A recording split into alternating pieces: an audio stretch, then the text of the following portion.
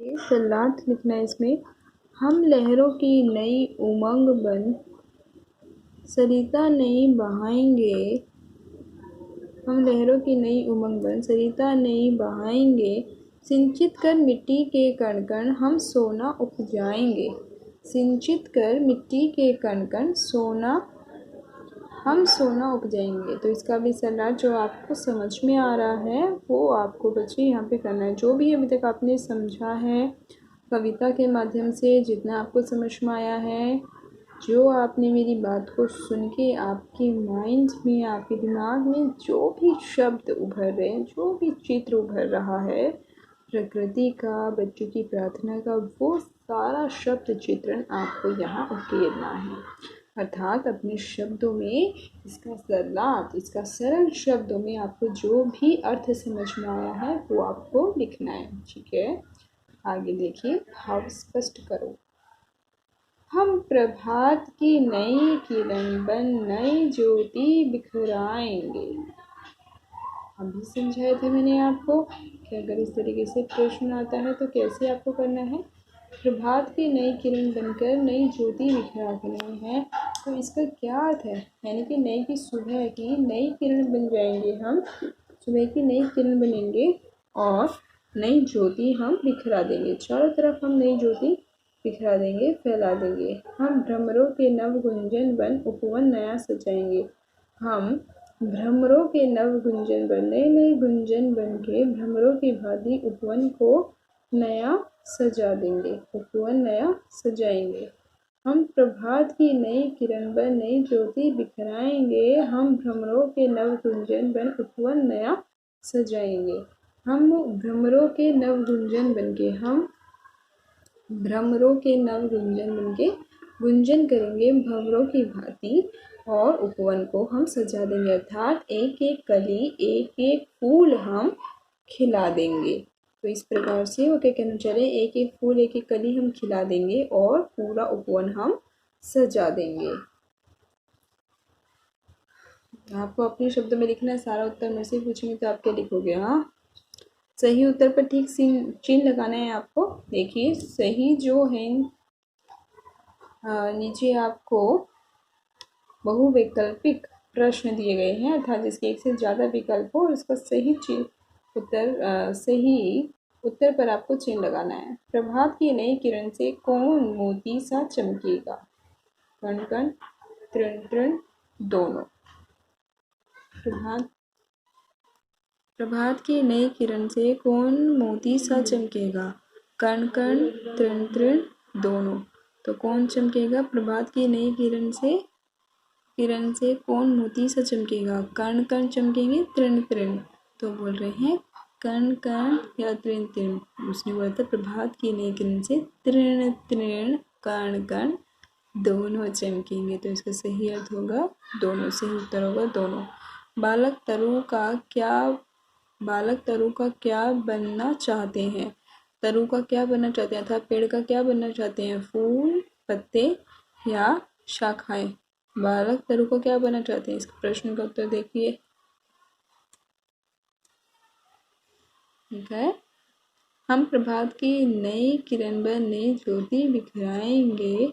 कण कण तृण तृण को मानिक सा चमकाएंगे। हम तरु तरु के नए सुमन बन उपवन नया सजाएंगे। तो समझ में आया। अब यहाँ पे देखिए, यही इन्होंने बोला है।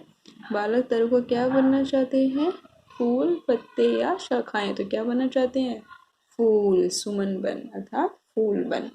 भ्रमर के गुंजन से कैसे स्वर निकलेंगे। भ्रमर के, तीसरा प्रश्न है, भ्रमर के गुंजन से कैसे स्वर निकलेंगे।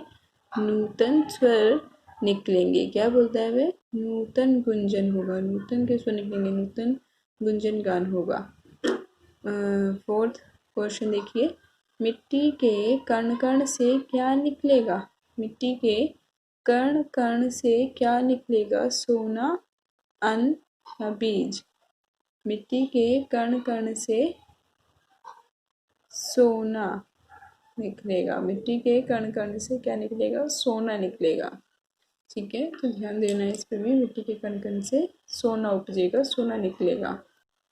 इस कविता में कई शब्द लगातार 2 बार आए हैं, इसे पुनरुक्ति कहते हैं। जैसे कि तृण तृण। बेटे जहाँ एक ही शब्द 2 बार आता है वहाँ पर पुनरुक्ति, उसे हम पुनरुक्ति प्रकाश अलंकार कहते हैं।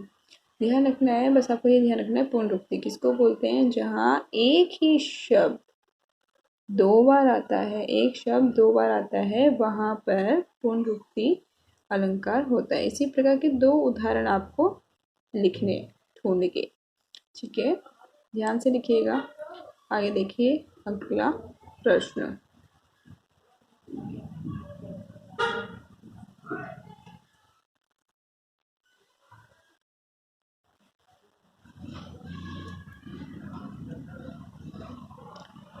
इन शब्दों को 2-2 बार लिखना है आपको। सर्वत्र, भ्रमर, भ्रमर, ज्योति, प्रभात, तृण। इन शब्दों को 2-2 बार लिखिए। तो आपको क्या करना है, नोटबुक लेनी है। नोटबुक में इन शब्दों को अपनी नोटबुक में 2-2 बार लिखना है। ये मत सोचना कि बुक तो है तो लिखना ही नहीं है, नहीं, पर ये आपकी प्रैक्टिस के लिए है, ताकि आपके अभ्यास के लिए, ताकि आपकी वर्तनी जो है वो अच्छी हो जाए और आप एग्ज़ाम में गलतियाँ ना करो, ठीक है। विशेषण और विशेष्य। अब देखो विशेषण और विशेष्य ये क्या होता है, समझिए। विशेषण और विशेष्य क्या होता है? विशेषण और विशेष्य का मिलान करना है। विशेषण वो होते हैं बेटे जो संज्ञा की विशेषता बताते हैं। इसको हम आगे डीपली जब पढ़ेंगे, एक टॉपिक जब आपको विशेषण और विशेष्य का बताऊंगी, करेंगे हम, तब देखना कि किस प्रकार से विशेषण और विशेष्य कार्य करते हैं। विशेषण क्या होता है? जो संज्ञा की विशेषता बताते हैं, अर्थात जो संज्ञा और सर्वनाम दोनों की विशेषता बताते हैं, उन्हें हम विशेषण कहते हैं। और जिसकी विशेषता बताई जाती है उसे हम विशेष्य कहते हैं। जैसे सुंदर गाड़ी, तो गाड़ी क्या है? विशेष्य। सुंदर क्या है? विशेषण। काला हिरन, हिरन क्या है? विशेष्य। काला क्या है? विशेषण। इस प्रकार से यहाँ विशेषण विशेष्य है। यहाँ देखो, नई किरण, नया स्वर या नूतन स्वर, नया उपवन, नई ज्योति, नए सुमन, ठीक है। नूतन स्वर, नया उपवन, नए सुमन, नई ज्योति। इस प्रकार से आपको विशेषण और विशेष्य को मिलाना है। दोबारा से देखिए, नया उपवन, नूतन स्वर, नए सुमन, नई ज्योति। इस प्रकार से आपको ये लिख के अपनी नोटबुक में और इसको पूरा करना है। अब देखिए वैल्यू बेस्ड क्वेश्चन है, मूल्य परक प्रश्न है। क्या होता है मूल्य परक? ऐसे प्रश्न होते हैं जिसपे आपको बस अपनी भाषा में अर्थ देना होता है। जो भी आपको इसमें समझ में आता है आप उसके आधार पर बोलेंगे उत्तर। आप दूसरों को सुखी बनाने के लिए क्या क्या काम कर सकते हो, इसी को हम परोपकार कहते हैं। जब आप दूसरों को सुखी करने के लिए कुछ कार्य करते हैं उसे हम परोपकार कहते हैं। तो दूसरों को सुखी बनाने के लिए क्या क्या कार्य करते हैं, आप क्या करते हैं? ये नहीं कि कौन दूसरा क्या कर रहा है, नहीं, आप क्या करते हैं ये आपको लिखना है। और प्लीज़ इसका उत्तर आप ज़्यादा नहीं से 8 से 10 लाइन में तो देने की कोशिश कीजिएगा, ठीक है। आपको ये लिखना है, लिखोगे ऊपर मूल्य परक प्रश्न, मूल्य परक प्रश्न, और उसके बाद उत्तर लिखेंगे। क्रियात्मक गतिविधि, बगीचे का चित्र बनाकर उसमें पेड़, पौधे, फूल व भौरे बनाकर रंग भरे। आप चाहें तो आप यह कार्य अपनी उत्तर पुस्तिका में सबसे पहले पृष्ठ पर कर सकते हैं, ताकि पता रहे कि ये जो कविता है ये किस पर आधारित है। किसी बगीचे और फूल पौधे, पेड़ पौधे, फूल व भौरे पर आधारित है। ये क्रियात्मक गतिविधि है, पर ये नेसेसरी नहीं है, ये मैंडेटरी नहीं है, ये आप लोगों के लिए ये नहीं है कि आपको करनी ही करनी है, ऐसा नहीं कह रही हूँ मैं। अगर आप करना चाहें तो आप कर सकते हैं। इसके लिए किसी प्रकार से कोई भी रिस्ट्रिक्शंस नहीं है कि कोई भी आपको ये नहीं कहा गया है कि आप यह कार्य आपको करना ही है। ठीक है, आइए आगे चलते हैं।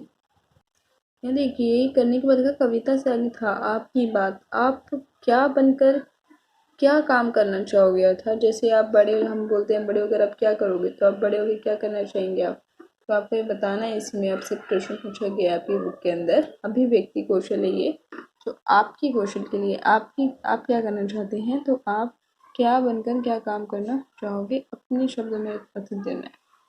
उत्तर देना है इसका।